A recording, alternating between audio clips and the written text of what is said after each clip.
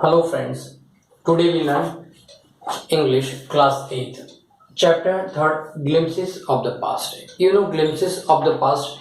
In this chapter we learn about the history. English का ये chapter है, but हम आज इसमें history के chapter की यादें ताजा करेंगे. Glimpses that mean यादें. Here some pictorial givens, थोड़े पिक्चर्स दिए हैं और उसके ऊपर स्टोरीज और दैट मीन द हिस्ट्री दी है उसकी. Here some pictorial glimpse of the history of our country from 1757 से लेकर 1857 तक. This pictures and speech bubbles will help clarify your understanding. यानी इस पिक्चर्स के थ्रू आपको पूरी स्टोरी समझ आएगी कि उस टाइम पे किस तरह जो हमारे मार्टियर्स थे वो ब्रिटिशर्स ने हमारे पर रूल करा, वो राजा राम मोहन राय ने कैसे रिफॉर्म्स करे, ये सारी चीज हम इस चैप्टर के अंदर सीखने वाले हैं. Then also another changes during this year. First world war independence in 1857.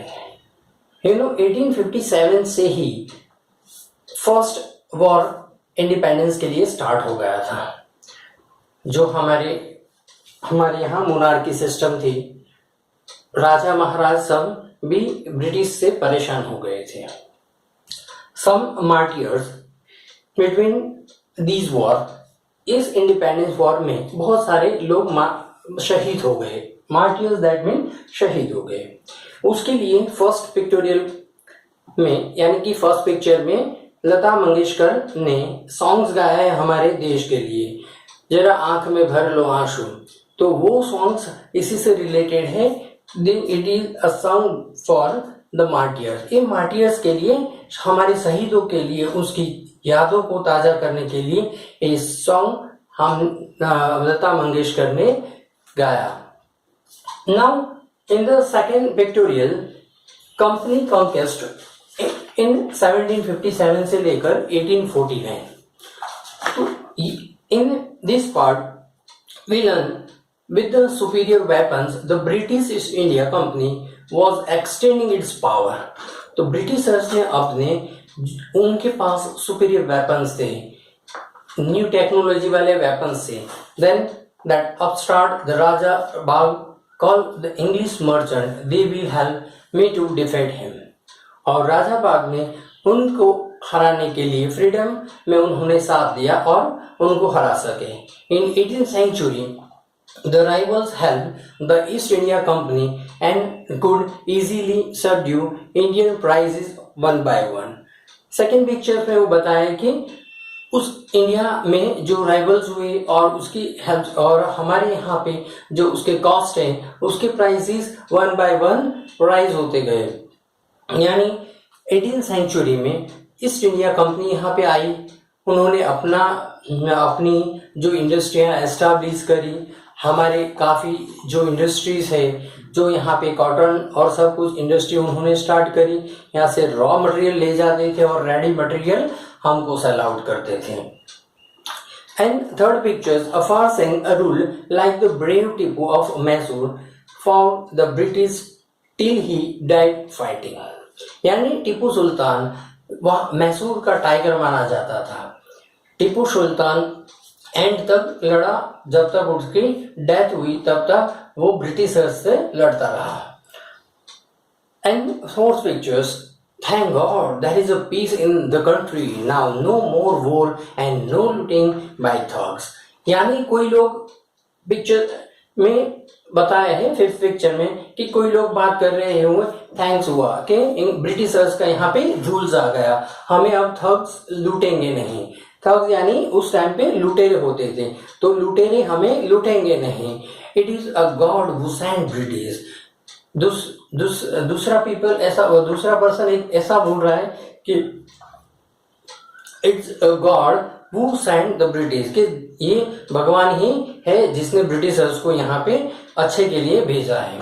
Our destiny is linked with them. The white man has killed और dethroned our kings. some kings were not good, but after all they were of this land. यानी कि थोड़े Kings जो भी है अच्छे नहीं थे, कोई किंग अच्छे थे, but after all they are Indian. In the third point, ये फर्स्ट सेकेंड, अभी ये third, British rule between 1765 to 1836. In the British rule in 1765 to 1836, in the first picture given, the religious leader preached idea about the untouchability and child marriage. Anything who crosses the seas and lose his religions. यानी कि जो हमारे religious leaders थे, जो इसका जो untouchability और child marriage का जो स्प्रेडिंग कर रहे थे, वो उनका मानना था वो crosses the sea loose his religion. जो सी समंदर पास करके जाता है, that mean he loose their religion, यानी वो अपना रिलीजन उसका चेंज हो जाता है, बदल जाता है. The truth was that Indians had lost and self respect, यानी वो लोगों को अपनी सेल्फ रिस्पेक्ट नहीं होती. The British scorned them being merchant. The British wanted big profit. Their heavy taxes forced farmers to the abandon. यानी कि Britishers हम पे heavy taxes लेवाइड करते थे और उससे huge amount of profit collect करते थे इंडियन peasants से. But you men are taking all my crops. You are still in arrears. If you don't pay next week, I will send you to jail. यानी अगर कोई भी peasants या तो कोई उसको नहीं पे करता टैक्सेस, तो उसको जेल में भेज दिया जाता था. True your honors, but I am honest. Still, the British invented other method which gave them more profit, और उससे उनको बहुत ज़्यादा प्रॉफिट होता था. Inevitably famines follow between the 1822 और 1822 से लेकर 1836 में फेमाइंस हुए. Approximately 15 lakh Indian died due to starvation, और भूख से बहुत सारे लोग की डेथ हो गई. The Britishers policy ruined the next expert artisans and their business. Now next point,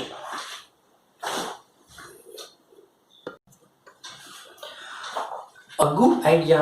The good manufacturer in England should not have any import duties. यानी जो ब्रिटिश से यहाँ पे जो मैन्युफैक्चरिंग के लिए गुड्स लाए जाते थे, उस पर कोई भी इम्पोर्ट के लिए ड्यूटीज नहीं थी. The East India company law began to cripples Indian industry, और इंडियन इंडस्ट्रीज पे वो लोग टैक्सेस लगाते थे अगर उसका एक्सपोर्ट होता या तो कुछ भी इम्पोर्ट होता. Next fourth point, Raja Ram Mohan Roy. From 1772 to 1833, Raja Ram Mohan Roy, landman from Bengal, वो बंगाल के रहने वाले थे. And understood what was wrong with the country.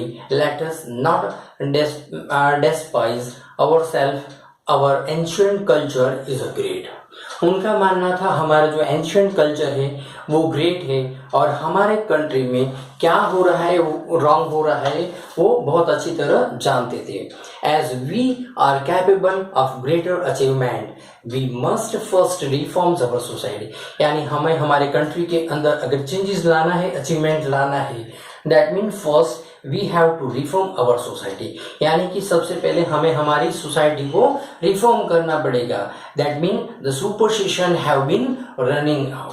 यहाँ से सुपरस्टिशन को निकालना पड़ेगा, हमारे अंदर की जो अंधश्रद्धा है उसको दूर करना पड़ेगा.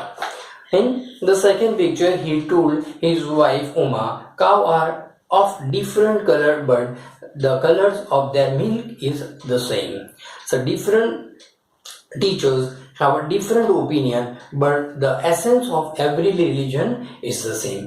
यानी कि राजा राम मोहन रॉय अपनी वाइफ को ये बता रहे थे कि काउस के कलर्स डिफरेंट होते हैं बट उसका मिल्क सेम होता है, यानी कि कोई भी काउ का मिल्क वाइट ही होता है। इसी तरह हर एक जो टीचर्स होते हैं, यानी जो सर्विसमैन या तो जो साधु महात्मा होते हैं, हर एक के डिफरेंट ओपिनियन होते हैं बट सबका एसेंस इक्वल होता है for every religions. In the next picture, he was attracted by the science and modern knowledge. Knowledge should be practical and science. यानी कोई भी knowledge के लिए practical necessary है और उसके लिए science है, but practical is knowledge and attracted by this modern knowledge. लोगों को वो अपने इस modern knowledge से सबको attract करते थे, and he crosses the sea and went to England to see what made the Britishers powerful.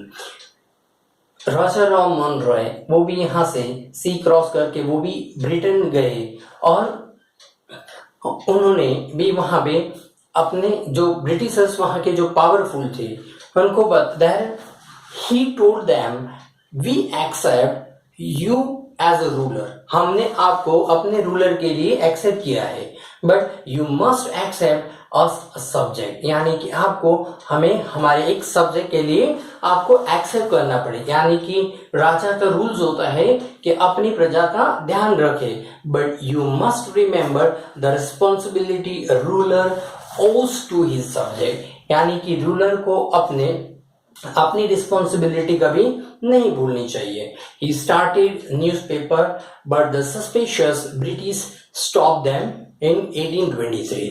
उन्होंने न्यूज़पेपर स्टार्ट करने का सोचा पर उसको मार्केट में आने से पहले उन्होंने 1823 के अंदर स्टॉप कर दिया। Now next point, the operation in 1765 to 1835। But the Britishers continue to oppress Indians, and in 1818 they had passed regulation. But फिर भी ब्रिटिशर्स ने हमारे ऊपर उनका शासन कंटिन्यू रखा। इन 1818 में they had pass regulation act 3। उन्होंने एक रेगुलेशन एक्ट पास किया। Under it an Indian could be gelled without any trial, यानी कि रॉलेट एक्ट और वगैरह जैसे है, तो रॉलेट एक्ट में ऐसा है विदाउट एनी ट्रायल उसको 2 years के लिए जेल में बंद कर दिया जाता है। So all the time British officer in India due big salaries and also made fortune in a private business.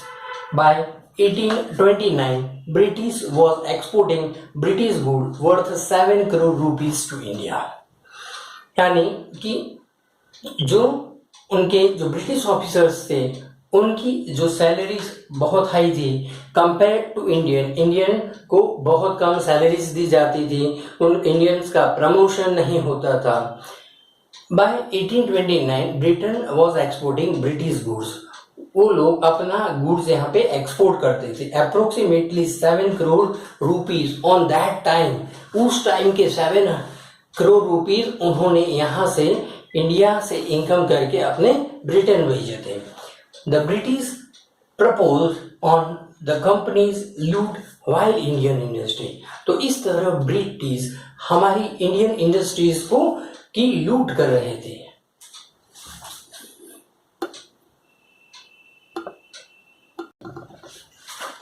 Now next point, dissatisfaction 1835 to 56। We should teach the native through the English language, यानी कि उन्होंने decide किया कि यहाँ के local peoples को वो लोग इंग्लिश लैंग्वेज टीच करेंगे। I agree English education produce the clerk to whom the British give petty jobs under them, यानी कि ब्रिटिशर्स के अंडर में इंडियन को जॉब मिलेगी। Incidentally, it also produced a new generation of intellectuals. We must educate our brothers. उन्होंने कहा हम हमारे साथ रहने वाले हम हमारे ब्रदर्स को हम उनकी जनरेशन चेंज करेंगे और उनको हम they educate must educate our brothers, यानी उन्होंने सोचा कि इन्होंने जो थिंकिंग करा कि अगर इंडियन को हमारे अंडर में वर्क कराना है तो हमें उनको हमारी लैंग्वेज उनको सिखानी पड़ेगी. That mean they have to educate Indian English education. So any try to improve their material conditions. For that we must convey our grievance to British Parliament. By 1856, the British had conquered the whole of India. 1856 तक mostly India के सारे part पर उनका rule establish हो गया था. अलग अलग जगहों पे उन्होंने अपनी कॉलोनीज एस्टैब्लिश कर दी थी. Our kings have become puppet. हमारे जो किंग्स थे वो एक कठपुतली बन गए थे ब्रिटिशर्स की. And we have lost our jobs, old, यानी कि उनके पास जो भी ओल्ड जॉब्स थी, राजा महाराजाओं ने अपना किंगडम लॉस्ट कर दिया था और जिनके पास जॉब थी वो लोग भी उन्होंने लॉस्ट कर दी थी. They care little about the needs of Indians and lands. They are converting our brothers. ये हमारे यहाँ के लोगों को वो क्रिश्चियनिटी में कन्वर्ट कर रहे थे. So you only talks do something to drive then out states British area, यानी वो लोग ऐसे ही बात करें, डू समथिंग टू ड्राइव, उन यहाँ से ब्रिटिशर्स को किस तरह भगाया जाए. तो उनके रिलेटेड ये सारे जो हमारे फ्रीडम फाइटर्स थे वो इनको ब्रिटिशर्स को यहाँ से ड्राइव आउट करना चाहते थे. Now 7 point sparks. In 1855 to 57 taxes continue to rain on peasants. Peasant पे कंटिन्यूस ये लोग टैक्सेस ब्रिटिशर्स बढ़ाते जा रहे थे.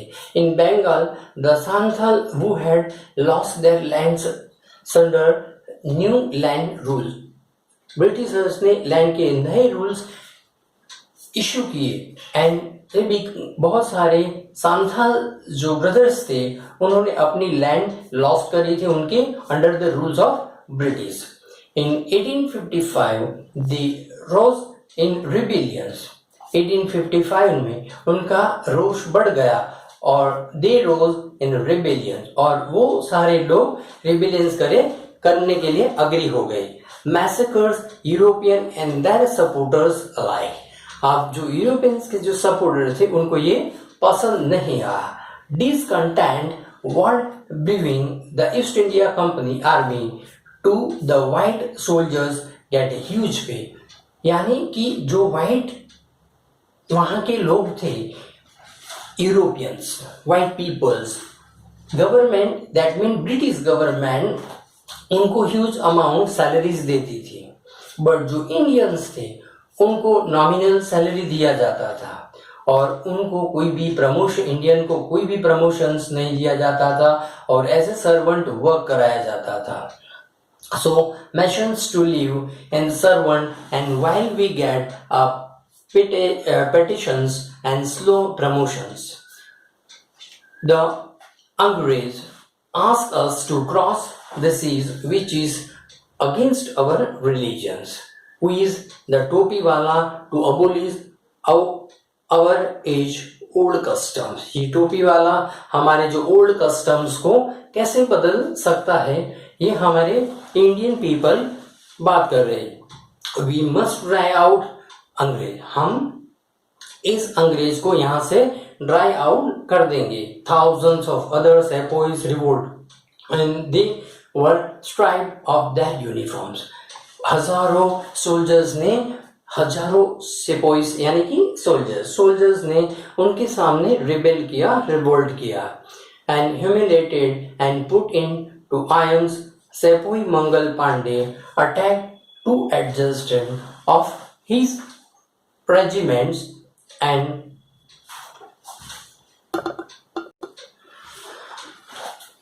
so this time Mangal Pandey was executed. Few Englishmen had carried on. Oh, proud Brahmin soldiers, Do you know that the grease on the bullet you have to bite is made from the fat of cow and pigs? यानी कि उनके through जो भी कारतूस बनाए गए थे उसके ऊपर का जो पार्ट है, ग्रीस बोलते हैं, उसको टीथ से तोड़ना था, और उस वो जो ऊपर का grease part it is made from the cow and pigs fat. तो काव और पीग की फैट से वो बनता था, इसीलिए हिंदू कभी काव का मीट नहीं खाते हैं और मुसलमान कभी पीग का मीट नहीं खाते। तो इसी रूल्स को लेकर उन्होंने ये सारे सपोई ने उनके सामने रिवोल्ट कर दिया। टू अंडरस्टैंडिंग इंडियन कस्टम और द पीपल्स माइंड,